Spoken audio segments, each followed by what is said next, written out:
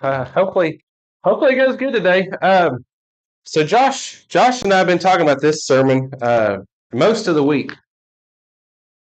The sermon title, which really what I'm saying is, if you don't like it, it's Josh's idea. But so this idea of put your identity in something that does not shift. Trust in the Lord. This is a big deal, guys. And I've got to tell you, I am a victim to this all the time. I mean, like, not before I became a Christian. I mean, even after being a Christian. It is still a problem that I have to remind myself to not trust in the wrong things. Anybody ever put their trust in something and let you down? All right. Well, if you didn't raise your hand, you're lying. And okay, let's think about a few of these for just a minute. You got all sorts of stuff that's not on your list. All right. Here's a nice, fun little one. Anybody ever put their trust in the lottery ticket? Man, if I could just get one lottery ticket, just a little bit of, just a lot of bit of money, man, like that would solve all my problems. Man, if I could just get some medicine, get this little thing taken care of, that'd fix all my problems. We get the right guy in office next semester, it's going to fix all my. It is not going to fix your problems. Pleasure. Anybody gone after stuff that feels good? All right. I'll let you slide on the last one. Anybody ever gone after stuff that feels good? Put them all up. Okay? Pleasure. Like, man, it feels good. It must be great. If I lived by that rule, like the world would like me to do, I can't tell you all the new problems that would pop up in my life. Anybody ever trusted in themselves? I know I don't have anybody that pulls them up by their own bootstraps. None of those guys around here. Man, yeah, I can fix this. I mean, that is worry, that is control. Is that right there? Okay, thank you. Maybe this is maybe more when I was a kid, but an actor, an athlete. I mean, like, there's probably only once or twice that you've ever seen somebody famous, something bad ends up happening in their lives, and they actually end up to be bad people. It's only one or two people in Hollywood that's ever turned out to be bad. Y'all laugh this, guys. Hey, only one or two athletes that have ever turned out to like do something bad, right? Anybody ever been like, man, I looked up to someone, so it's like, that's who I want to grow up and be like. That's the guy, that's the girl I want to be one day. And there's that paycheck again, and then there's other people's approval. I literally have a major problem with this. I told you this last week or the week before. I really don't need that many compliments. I really don't. I don't need that much like male approval and camaraderie and like, well, you're a good dude and all. Like, I don't need that. But if I get wind of a complaint against me and it's somebody's opinion that I care about, even if it's somebody's opinion I care just a little bit about, man, that thing, I can do 500 things right today. And the one thing that I do wrong, it will eat me alive. Because I put a lot of my hope and my faith and my trust in what people think about me, which is not good, especially when you're like a public figure in a pulpit. It's like you can't do that. You can't do that. And I do that. How about, this is a weird one, but how about other people's support? I've told the story before, it's really short, but there's a girl we used to go to church with. She was like in college at the time, and she would come forward a lot, which is not a bad thing, right? Most of the time, people don't come forward enough asking for help. But she came forward a lot, and one of the last times that she came forward before she left the church, the crowds got smaller and smaller. The support got less and less. The people that came down forward, put their hand on them, loved them, gave them a hug, became smaller and smaller. And she ended up leaving the church essentially because the church was not showing her enough love. Now, is that an excuse for the church? Is that good? No. Shame on us. We should be a supportive church, right? But I tell you right now, I hate it for that young lady. She came back. Okay, so that's good news. But I hate it that she left because she was putting her trust in who? People. Y'all said that like people let you down. to put the trust in people. And I want this to be the best church ever. But if you're coming to this church, if you're a regular member, and especially if you're visiting, you need to understand we are a bunch of screw ups, right? We are inconsistent people. And the only person that is not going to let you down in this building is God. Now, we need to do our best, right? We should do our best. But sometimes even your support group will let you down. And then how about this one? It'll get better tomorrow. Yikes. Don't say that, guys. Man, there's a lot of people that put a lot of trust in tomorrow.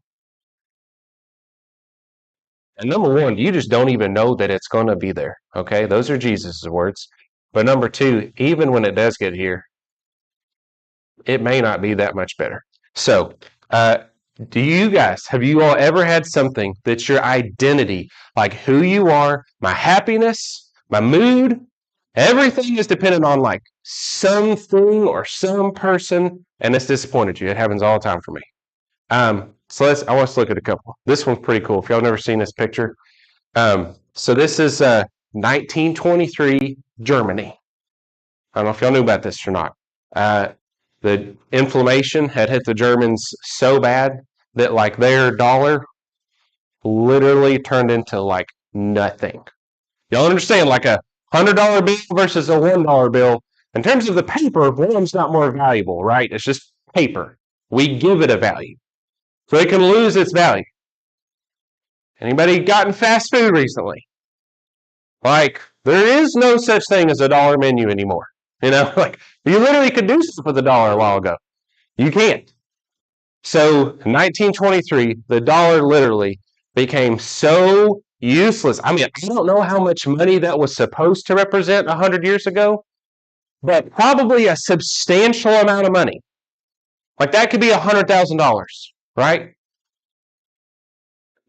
We put our hope on $100,000, and the next day we wake up and we're using it to keep the fire going because it is worth nothing.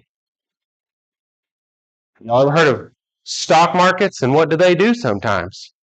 Well, that's not a good word. No, it's not. Because you can put all your hope in money.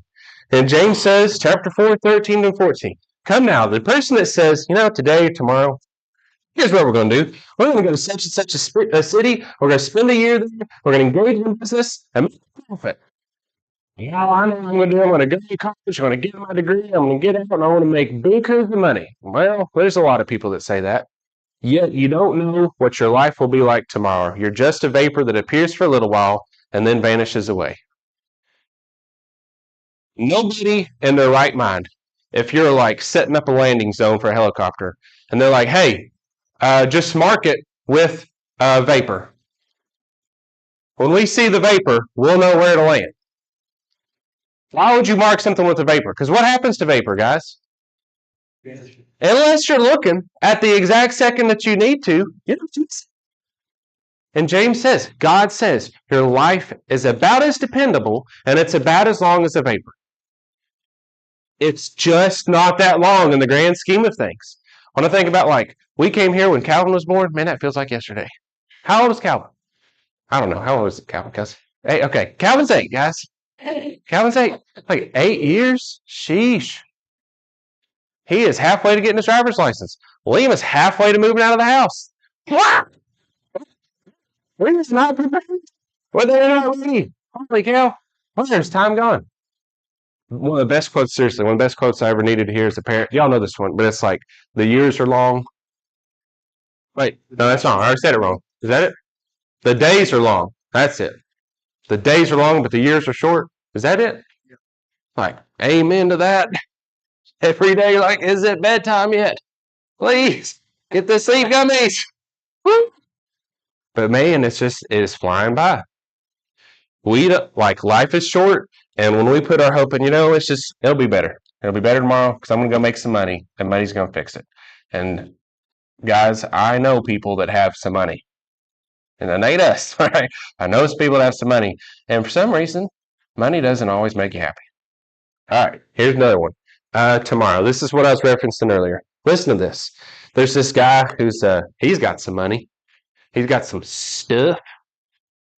I mean, we've got to be like the only country in the whole world that has storage units. You know what I mean? Like we've just got stuff like whenever you build a house, you put in plenty of closets. Make sure you got some attic space. Get you a couple tool sheds. I mean, because in America we know about stuff. So this is what this guy said. He's thinking to himself, "What am I going to do? I've got nowhere to store my crops. I know what I'm going to do. I will tear down the barns and build larger ones." You know how much money you have to like go bulldoze your barn and build a bigger one instead of just adding one? You have stupid money if you're like, let's just bulldoze it and build a bigger one. Not big enough. That's going to cost money. I got plenty. We're going to tear these barns down and we're going to build bigger ones. They're going to store all my grain and goods.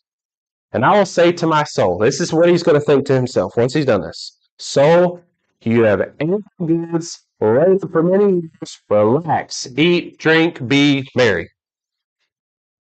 It's like a doomsday prepper who's got the money for it. Like, you know what? No matter what happens, I'm going to be okay because what do I have? I've got things and I've got stuff, and I've got more stuff than you've got stuff, and I've got enough stuff to last me a lifetime.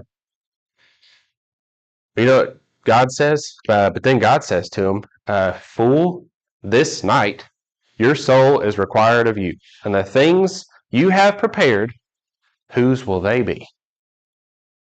And then you're like, "Ooh, man, okay, I'm good. I am in control because I have prepared for my future. I've got stuff." And now that I've accumulated it, this is almost the American dream. Nobody talks about not retiring in America, right? I mean, the idea is we all want to retire, right? I'm not. Come on, y'all grew up in the same country I did, right? The plan is we're going to retire one day. It's like I'm going to work. I'm going to save up this nest egg, and I've got this plan in place. And then when that day comes, oh, now I can, let's go travel. You know, every trip that we go on, by the way, have you ever been on Princess Cruise? You know, little referral bonus there. If you ever gone on a Princess Cruise, it is all old folk. We are celebrities.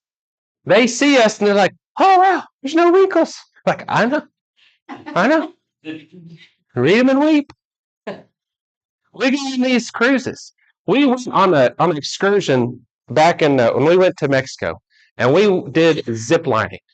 Now there's 5,000 people on this boat. You know how many people signed up for zip lining? 4. Okay. Like, we were all worried about, man, they're going to sell out, and then we get them like, what were we thinking? If we hit an iceberg, we will outrun everyone on that ship. Okay? It is all folk. And you know what every last one of them tells us? Every last one of them. Every last one. You know what they say? Travel while you're young. Don't wait. Huh? Why do they say that? Why do they say that? Because you don't know that you're going to make it to retirement. And you've been saving up and like it's going to be so good. You know what might happen? You might not make it there. Or you might make it there. And you know what might happen to your little pile of money? Might be using it to start fire. Keep the kennel going. Okay. So James says, be careful. All right. And then how about this? I've got 3. These are going to go fast. What happens when I put my hope in man? Here's a few. Jeremiah 17:5. God says, "Cursed is the man who trusts in man and makes flesh his strength, whose heart turns away from the Lord." Psalm 146, 3-4. "Put not your trust in princes and a son of man, in whom there is no salvation." Princes will not save you. When his breath departs, he returns to the earth. On that very day, his plans perish. All right, here's a couple more. Isaiah 36:6. Excuse me. "Behold, you are trusting in Egypt, that staff, which will pierce the hand of any man who leans on it. Such is the king of Egypt to all who trusted him." Have y'all ever had to use crutches before? All right, this is weird. Just, have y'all ever used duct tape before? All right, one more. Have y'all ever used a knife before? All right, now just imagine that you got a crutch that for some reason you duct taped a knife to it. Okay? Are y'all following me? He's like, why would you use this crutch? It's got a knife taped to it, and you're like, oh, this thing, it's going to get me places. I'm good to go. It's going to hold me up. And as soon as you put your weight on it, what's going to happen? It's going to kill you. It's like trusting in the Pharaoh of Egypt is like trusting in a broken staff. It will pierce you. Why would you put your trust in that dude? Psalm 62:9. This is like, man, you need to just put this on Facebook today, okay? Those of low estate, low on the totem pole, right? Those of low estate are but a breath. That's it.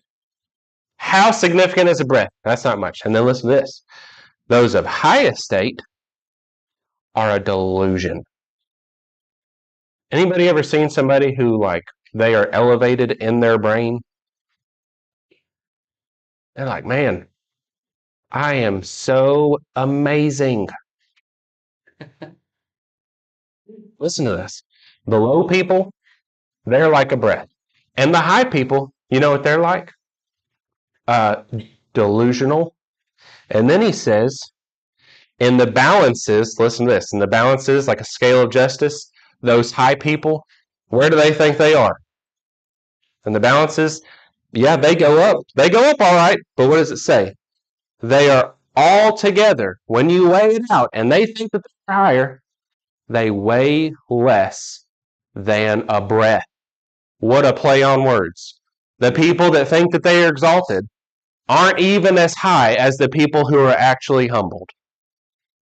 The high up in society, in whatever way you think it is, you're really just not that high. You're not, how like not high am I? You are lowest than the lowest person. That's a crazy, crazy statement. And then here's one more.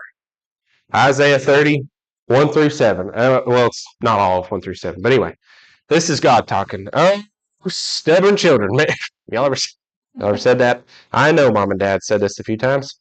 Let's just pause here. Just say, anybody ever like, when you remember being a kid and you're like, Dylan, dude, you know what we should do? After school, we should go hang out. We need to go home together. We're like 12, okay? We can't drive. Man, we need to hang out. Yeah, dude, let's go over and we're going to play some video games, shoot some basketball. Yeah. We're going to get our homework done. No, we never said that. And we're going to cook some pizza and some chicken nuggets. We're going to, dude. And then you can just spend the night. Yeah, great plan. All right, let's go tell Mom and Dad what the plan is. Right? Have y'all ever done that? And you show up to Mom and Dad, it just doesn't take that many times of Dad being like, oh, that's your plan, is it?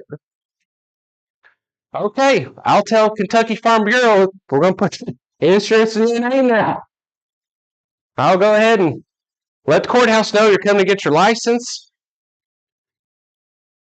I'll let Warren RECC know where your new address is because you must be grown up and I didn't know you were. It's like, oh, okay, yep. For some reason, we were making plans, forgetting that we can't drive, we don't have gas money, we don't have nothing, right? Like, what are we doing? A couple 12-year-olds just planning our parents' evening. And this is Isaiah 31 through 7. Oh, stubborn children, declares the Lord, who carry out a plan, but not mine, who make an alliance, but not of my spirit, that they may add sin to sin. Who set out to go down to Egypt without asking for my direction, to take refuge in the protection of Pharaoh, and to seek shelter in the shadow of Egypt? Therefore shall the protection of Pharaoh turn to your shame, and the shelter in the shadow of Egypt to your humiliation. All right, here's our last one. Last one, guys, and we got to close the slide. Anybody else besides me ever put your hope in yourself? Y'all know the phrase holier than thou? I don't know if y'all knew this, but it is actually came from the Bible. And I'm going to read it for you. It's not up on the screen. It's in Isaiah. But man, I'll never forget. Like when I was going to preaching school, it doesn't take that much knowledge to puff up as Josh just talked about. It doesn't take that much Bible study before you come home and you're like, man, I really just, I'm good. I am just like excelling as a Christian. And when I go back to the old church I was going to, and they're like, oh man, he's been in school for a couple years. I'm like, I know it. I know it. Y'all are blessed to be in my presence. Your head gets really big really fast. And, it's like these two guys that Jesus talks about that go to the temple to pray. And this was, from the outside looking in, the better of the two. He's a good dude. He's a good religious man. And listen to this attitude. The Pharisee, standing by himself, prayed thus: God, I thank you that I am not like other men, extortioners, unjust, adulterers, or even like this tax collector over here. I fast twice a week. I give tithes to all that I get. You may not know this, but it exists in the world that people start to get high in their own minds. They start to trust themselves. It's like, and this is why people also struggle with if they're going to heaven or not. Because when it's about how well I'm performing today and I'm having a good day and I'm a good dude, man, I woke up, first thing I did was pray.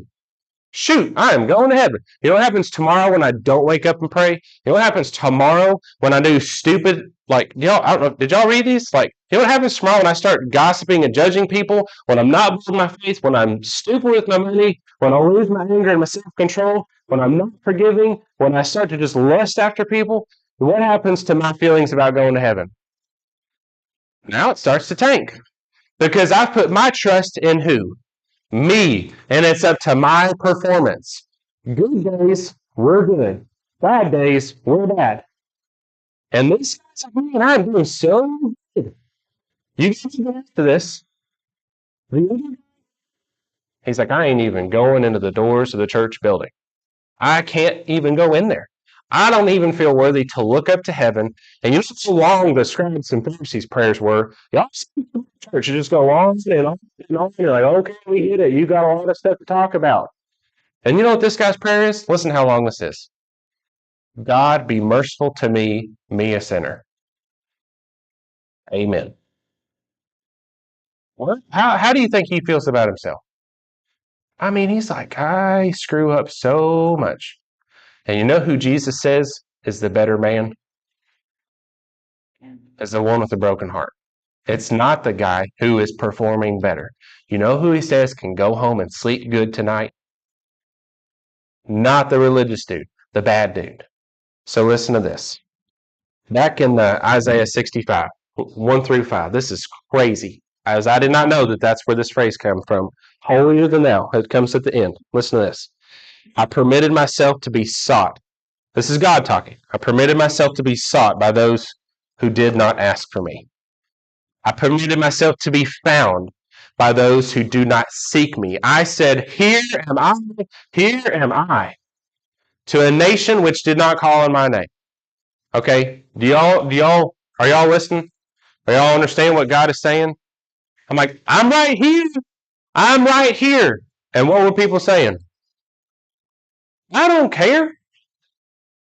Here am I. Verse 2, I have spread out my hands all day long to a rebellious people who walk in the way which is not good, following their own thoughts. A people who continually provoke me to my face, offering sacrifices in gardens and burnings and incense on bricks, who sit among graves and spend the night in secret places, who eat swine's flesh, and the breath of unclean meat is in the pots. In other words, they do whatever they want to do, and they don't care about what God thinks. I don't care what you think, God, because it's what you do. You don't have to raise your hand. I've done that. I don't care what you think. I want to do what I want to do. And then this is crazy. This is also their attitude. These people say, y'all listen to this. Y'all watch. Actually, just listen and watch me, okay? Keep to yourself. Do not come near me. Hang on. Watch out. And like, oh, is he a leper? Maybe he's protected. Stay back. You know why? Because I am holier than you. I did not know that was in Isaiah. Oh, Don't get too close. Don't get too close. Because I'm way too good for you. These, God says, are like smoke in my nostrils, a fire that burns all day. So, here's the last slide and the closing thought and closing question. Is your hope shifting around? Like, is your happiness a roller coaster? Good question. Is your happiness a roller coaster? If it is, that probably means you're trusting in things that move, that disappoint, that are there for you and not the next. And I do it all the time. I'm not saying that I've mastered this by any means, but I do know trust in the Lord. Because you know, the one unmovable object in the whole universe is what? God. You know the most smartest thing in the whole universe? God. You know the most lovingest thing that has your best interest in mind? God. You know who is always there all the time? God. He did not love you when you were his friend, and he did not love me when I was a good person. He died for me while I was an enemy. Okay. I think he's on our side. Right, guys? So let's all find that thing in our life, whether we are a Christian or not, whether we are just starting this thing or not, whether we are years or not. Find that thing that you are like, I don't know if I trust in this. Well, is your happiness tied to it? Yep. Oh yeah. If I get a complaint, boy, I just go to the tank. I'm just bottom of the barrel. Then you need to stop caring about what people think. Will God? You've got to stop doing that. Well, as soon as we get a big bill, oh, you've got to stop worrying about money. It does not do any good. Y'all remember me telling you that my truck was in the shop? You remember that several weeks ago? I really shouldn't tell you all this, but I'm just going to tell you, okay? Because it's just embarrassing. Actually, let me start out with this, because this will make it not so embarrassing. This guy, he called me and he told me, there's a lot of people that tear up there's a lot of people, Will, that tear up their trucks. A lot of people that tear up their engines. It's like I've had a guy that's put DEF fluid in a gas tank. Like, just imagine if you don't know what that is, it's kind of like somebody who bought a brand new truck and is so dumb that they put windshield wiper fluid in the gas tank. All right? Like, I ain't a mechanic, but what do you think's going to happen if you put windshield wiper fluid in the gas tank? He was like, the parts are so hard to come by. Dude, when this guy did that, Will, I mean, it was like, you know how much it cost when you run that through a whole tank of that stuff? You know how much it costs to fix a truck if you run a foreign liquid through it? What's your all's guess how much it costs to fix it? $28,000. Like, just keep the truck, man. We're going to find something else. You can have it, use it for parts. So when he started out with that, I'm like, okay, at least it's not that bad. I got a little bit older truck, and at least I didn't do that. But you know what it did do? I put gas in the diesel engine. Nice. I literally tried to make this not so bad for myself. Like it's not that bad of a crime. And everybody participated the first time today. You're like, oh, why would you do that? Sheesh, it was an accident. They're both at the pump, okay? Good night, folks. Man. Stop it, Austin. But the good thing was I knew not to run the whole tank through it, right? The truck started acting up, and I wasn't like, it'll probably just make its way out. Stopped driving it. So when I took it, they're like, I mean, you brought it with like nearly a full tank of gas. So we don't think it's any damage. They were able to drain it all out. They're like, you're good to go. You know? I cannot tell you how many people, no matter how much you tell them that you are driving a diesel truck, are like, I think I could run gas through it. It does not work. It might for a short time. And then you know what you're going to do? You're going to ruin your truck. Guys, I'm not talking about diesel. No matter how much you want to run something else through your engine that's called life, it does not run on money, sex, drugs, rock and roll, glory, fame. yesterday, tomorrow. It only runs on God. Amen. Amen. So let's put God in the gas tank, right? Let's do the right thing. If you're here today and maybe you're like, yeah, my life's not going anywhere. I can tell there's some check engine lights popping up. I'm leaking a little bit of oil. What is it, Josh? So check the Carfax. God's checked the Carfax. There's some problems on this thing. Man, would God love to fix you up? Let's let him do it. If you have any need, why don't you come forward? Just get over your stand and sing.